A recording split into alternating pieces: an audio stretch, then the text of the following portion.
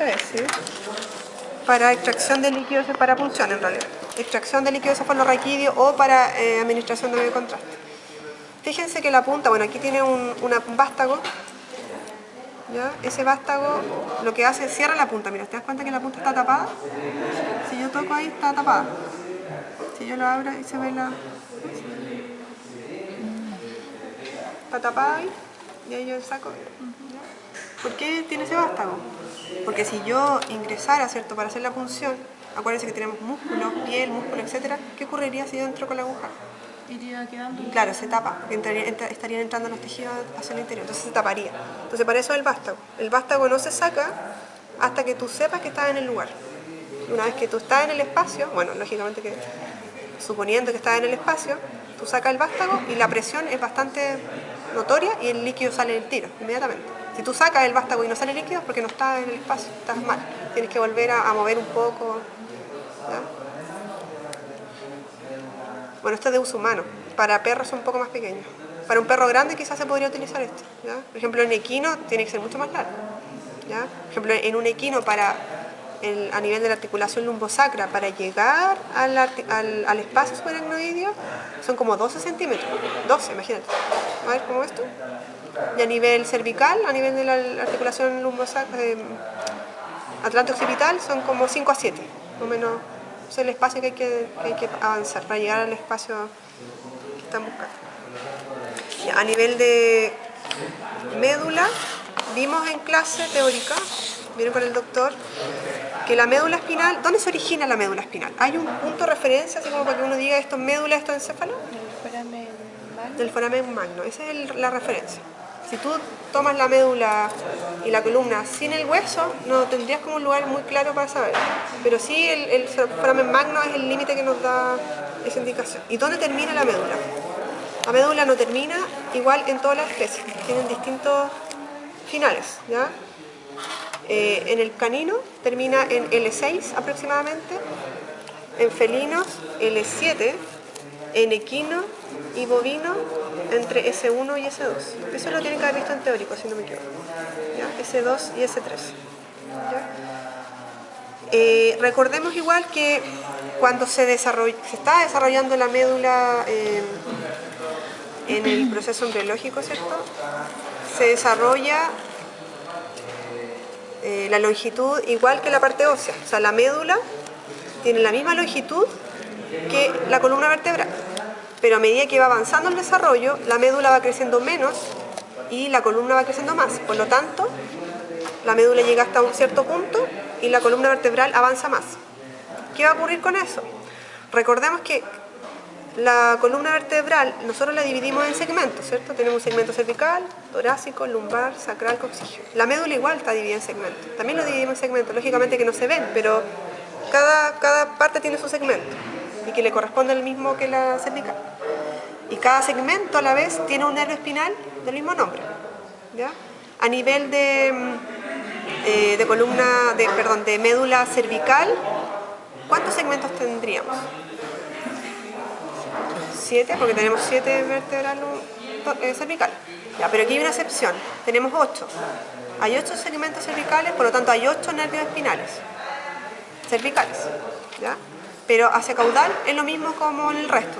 Si tenemos 13 vértebras torácicas, vamos a tener 13 segmentos torácicos y 13 nervios torácicos. Y hacia caudal igual. ¿Ya? Solamente que hay esa variación a nivel de la parte cervical. Recordamos que en el atlas tenemos el foramen alar. Del foramen alar sale el primer nervio espinal, espinal cervical.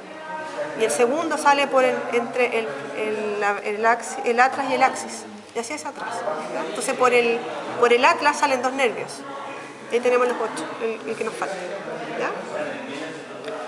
Ya, bueno, además vemos acá que tenemos 2 engrosamientos a nivel de la columna, que son las intumescencias, que el doctor se lo tiene que haber mencionado, las intumescencias cervical y la intumescencia lumbar, que son engrosamientos de la médula, no son muy notorios, pero mira, por ejemplo acá se ve un poquitito. Esta es la parte final de la médula de un canino.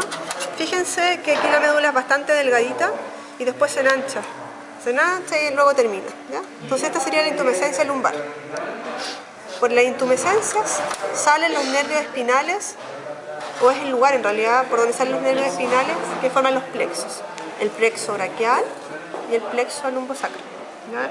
El plexo braquial está formado por las últimas tres nervios cervicales, el C6, C7, C8 y T1 y T2. Esos son los nervios que forman el plexo braquial.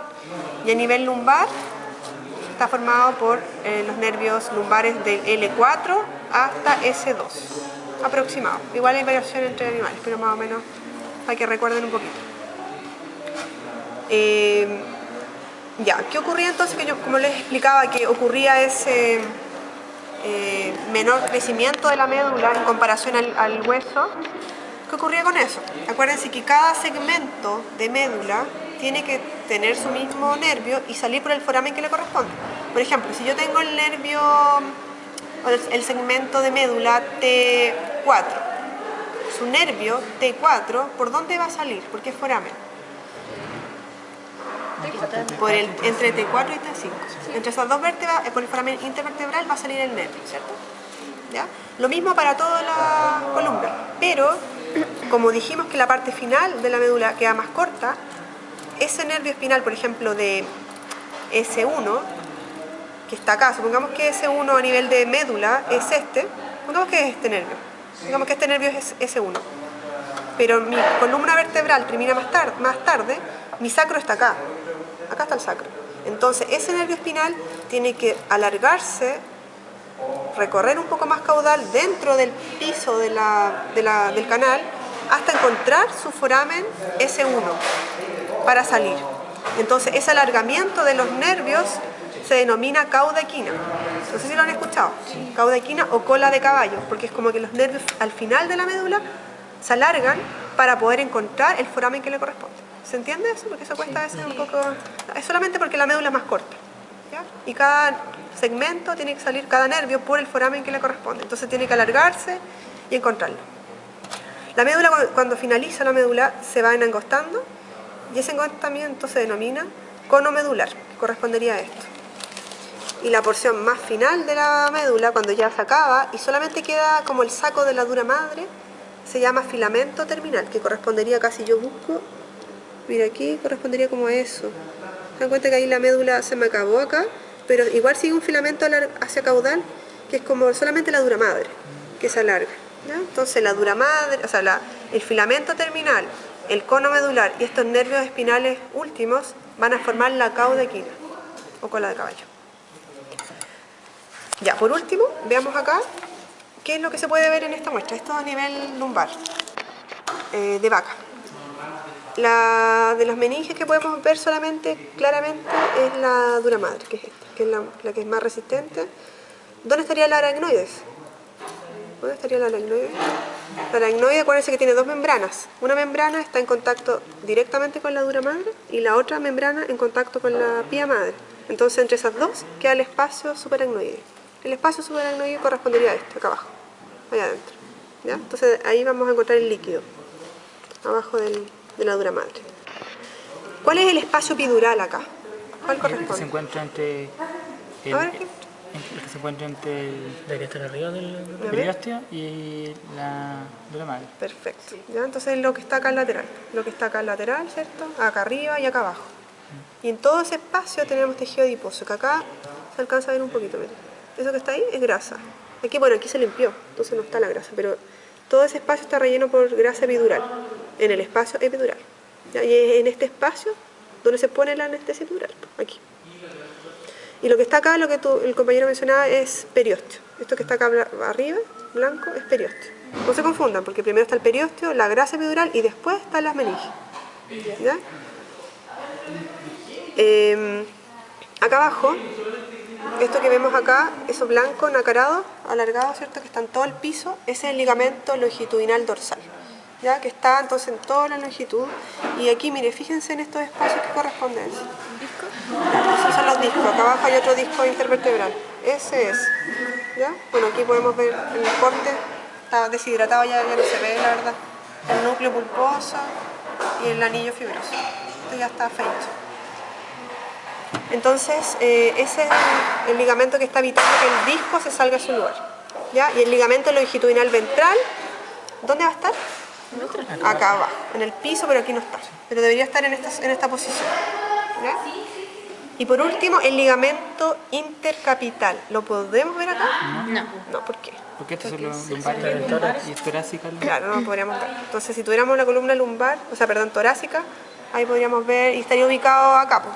Si aquí tuviéramos una costilla, aquí la otra estaría ubicado entre las dos cabezas. Justo a la altura del disco. Justo a la altura del disco. Entonces lo refuerza más. ¿Ya? Terminamos.